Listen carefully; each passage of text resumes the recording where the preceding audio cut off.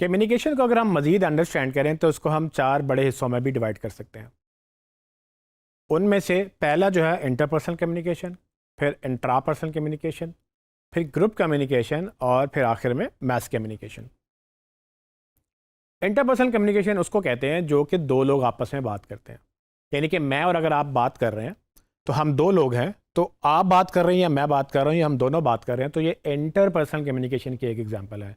यानी कि दो लोग जब आपस में बात करें तो उसको इंटरपर्सनल कम्युनिकेशन कहते हैं। इंट्रापर्सनल कम्युनिकेशन खुद से बात करने को कहते हैं। यानी कि आप जब खुद से बात करते हो, उसको अगर हम डिफाइन करें तो वो इंट्रापर्सनल कम्युनिकेशन होती है। अब लोग इस बात पे हैरान होते हैं कि अब खुद से बात कैसे की जाती है।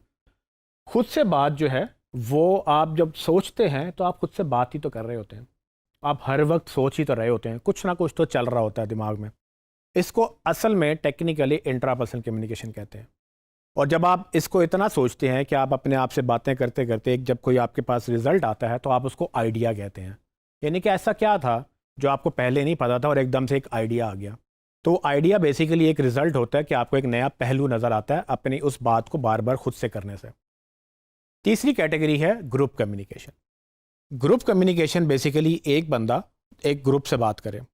अब ग्रुप कितना बड़ा हो कितना छोटा हो ये डिफाइन नहीं किया, बट इसकी एक डेफिनेशन ये है कि अगर ग्रुप काउंटेबल है, क्वांटिफाइबल है, यानी कि आप उसको गिन सकते हैं, तो वो ग्रुप कम्युनिकेशन कहलाती है। मैं मिसाल के तौर पे अगर आपसे कहूँ कि मैं 1000 लोगों से बात कर रहा हूँ तो 1000 लोगों का ग्रुप है। नॉर्मली मार्केटिंग के अंदर ग्रुप छोटा समझा जाता है। इसकी चौथी फॉर्म जो है वो है मैस कम्युनिकेशन। मैस को उर्दू में हजूम कहते हैं। तो अब इसका मतलब ही है कि हजूम से बात करना, यानी कि मैस लेवल पे बात करना। मैस मीडिया की एग्जांपल्स क्या है? आपका टीवी, आपका रेडियो, आपका अखबार, आपका बिलबोर्ड, जहाँ जहाँ पर मैसेज मैस लेवल पे जाता है उसको मैस मीडिया कहते हैं। और उस पर जो कम्युनिकेशन होती है वो मैस कम्युनिकेशन कहलाती है।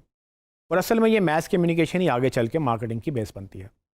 तो अगर मार्केटिंग की मैं दोबारा से रिपीट करूँ तो इंटरपर्सनल यानी कि दो लोगों के माबैन कम्युनिकेशन, इंट्रापर्सनल यानी कि आपकी खुद से कम्युनिकेशन, ग्रुप कम्युनिकेशन यानी कि एक बंदा कुछ लोगों से बात करे तो वो ग्रुप कम्युनिकेशन कहलाती है। यानी कि वो ग्रुप क्वांटिफाइबल होगा। और फिर जब ग्रुप आप क्वांटिफाई नहीं कर सकते, आप गिन नहीं सकते, पता नहीं टीवी में कितने लोगों ने खबर पढ़ी, पता नहीं कितने लोगों ने ऐड देखा, ठीक है, तो यू कैन नेवर नो। आप गेस कर लेते हैं, अच्छा ठीक है बिलबोर्ड है तो यहाँ से 1 लाख गाड़ी गुजरती है तो 1 लाख लोगों ने शायद ऐड देखा हो, शायद। क्योंकि 1 लाख लोग आपका ऐड देखने तो नहीं बैठे हुए थे, वो हो सकता है कि वो अपनी बातों में मशगूल थे और वो आगे चले गए। आप अंदाज़ा नहीं लगा सकते। यही टीवी में होता है। आपको ये तो पता है कि आपने एक ऐसे चैनल में एक प्राइम टाइम पे ऐड तो चला दिया, लेकिन कितने लोगों ने एक्चुअली देखा? टीवी चल रहा था, आप कहेंगे कि मैं रेटिंग कैलकुलेट कर लूँगा, लेकिन उस वक्त हो सकता है वो अपना मोबाइल यूज़ कर रहा हो सकता है टीवी चल रहा हो लेकिन देख कोई ना रहा हो या म्यूट पे हो।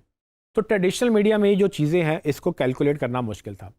अब जब डिजिटल में आते हैं तो डिजिटल में असल में जो आपका जितना भी मीडिया है वो क्वांटिफाइबल नहीं है। यहाँ पे लोग अक्सर समझते हैं कि जी ठीक है ये कैसे पॉसिबल है, मैंने अगर एक पोस्ट लगाई है उसकी रीच है जी 1000 लोगों तक पहुँचा, 100 लोगों ने लाइक किया, तो आप कहेंगे ये तो ग्रुप कम्युनिकेशन हुई। तो हाँ, टेक्निकली तो आप क्वांटिफाई कर रहे हैं कि अच्छा ठीक है 1000 लोगों ने देखा और 100 लोगों ने लाइक किया, तो आपको पता चल गया कि मेरी बात कितने लोगों से हुई, ग्रुप कम्युनिकेशन। बट अगर मैं आपके उस मैसेज का स्क्रीनशॉट लेता हूँ और अपने स्टूडेंट ग्रुप्स में हज़ारों लोगों में बांट देता हूँ, क्या आपको पता चलेगा कि आपकी पोस्ट की रीच कितनी थी? ऑफ कोर्स नहीं पता चलेगा, राइट? सो डिजिटल में अब जितना कंटेंट आप पोस्ट करेंगे अब उसको कंट्रोल करना मुश्किल है। जो कंटेंट आप डिजिटल पे डाल रहे हो वो मैस कम्युनिकेशन की ही एक फॉर्म है। अक्सर लोगों को ये आइडिया नहीं होता और ये बहुत अक्सर जो मामलात में ये डेंजरस भी हो जाता है। आपने अक्सर देखा होगा कि अगर आप एक अच्छा मैसेज लगाएं तो लोग झंडे लेकर आ जाते हैं, अगर एक गलत मैसेज चला जाए तो लोग डंडे लेकर भी आ जाते हैं।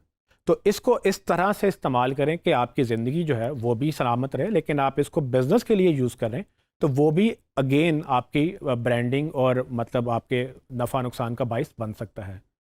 आप जो भी कम्युनिकेशन प्लेटफॉर्म यूज़ करेंगे, आप रहें ना रहें, आपका मैसेज बहुत देर तक रहेगा। तो इसको ध्यान से इस्तेमाल करना है। और आप सब जो हैं अगर डिजिटल यूज़ कर रहे हैं तो आप सब मैस कम्युनिकेटर्स हैं, यानी कि आपके पास जो डिवाइसेस हैं वो मैस कम्युनिकेशन डिवाइसेस हैं और ये बहुत बड़ा इम्पैक्ट रखती हैं और बहुत देर पा इम्पैक्ट रखती हैं।